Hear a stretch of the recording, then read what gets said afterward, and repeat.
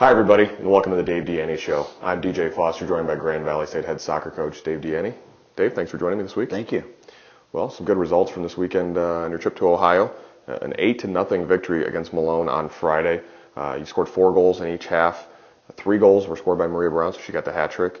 Ashley Bott scored twice. Alyssa Meyer dished out 3 assists. You had a bunch of assists on your 8 goals. A 45-1 edge in shots and an 11-0 advantage in corners. Obviously, Malone was certainly overmatched, but what were you able to take away positively from this game? It's a game, obviously, you should have won, and you did that certainly by scoring 8 goals. But what were you able to take away from the win? Well, I think getting. I said there are a couple things. Definitely, you got to win those games. You want to.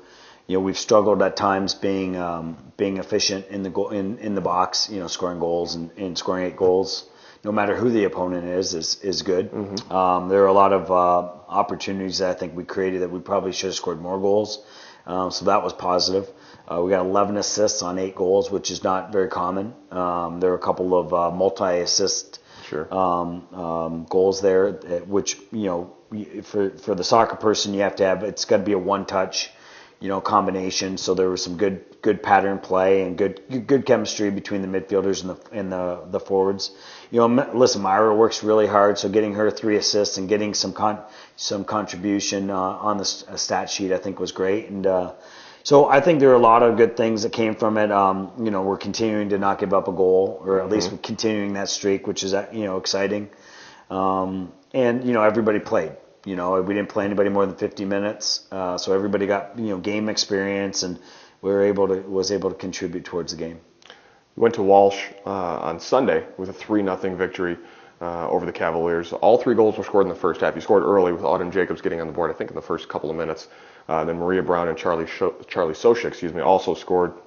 Chelsea posted another shutout, So not as many goals scored, obviously, but still 3-0 win is good. And as we were talking before, you said Walsh is a pretty good team, a new addition to the conference. What did you learn from that victory? Well, I like Walsh a lot. I thought they were very organized. We had a chance to watch. It was our game at Malone was at 4 o'clock. Theirs against Ferris was 7, so they got to watch us. We got to watch them. I thought they're very organized, much more athletic than what we're used to seeing for new schools coming into the GLIAC. Well coached. I thought our kids played well. Definitely we're trying to strike a little bit earlier with energy and kind of a more aggressive mentality offensively. I think we did that. Like you said, we scored early.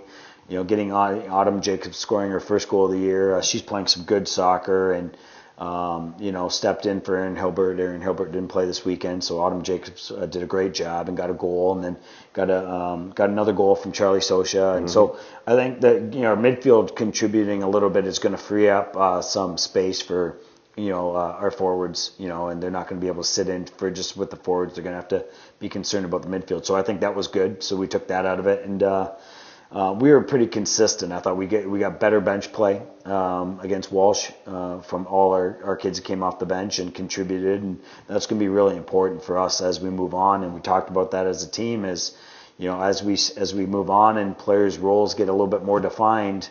We want them to take advantage of those minutes that are given to them and do the best they can. And I thought they did a good job and kept the energy level very high and played well in the second half. Didn't get our number 1 goal was to get a 4th goal. Didn't get it. Got a little bit unlucky, but we kept fighting to get it, and that's what was important to me. Maria Brown named the GLIAC Player of the Week the second time this year that she's received that award. She had 4 goals and an assist this weekend. She's really had a good start to her senior year. Talk about Maria. Yeah, so exciting for Maria. Sometimes she gets lost in that trio of forwards, with Ashley Botts and Kayla Addison, and Maria's been very opportunistic this year, getting on the end of some balls, getting flighted diagonally behind back lines. 1 or 2 goals in the air, things like that.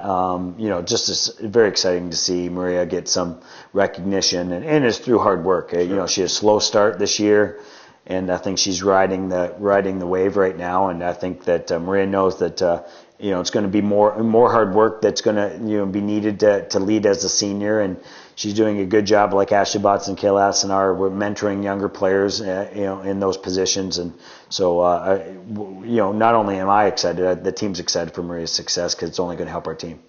2 more wins this weekend. You're now 9-0-2 overall, 5-0-1 in the GLIAC. As you said earlier, you have 9 straight shutouts now. Haven't given up a goal since 1 month from today, actually. September 2nd was the last time you gave up a goal. And in that shutout span, you've outscored your opponents 24-0.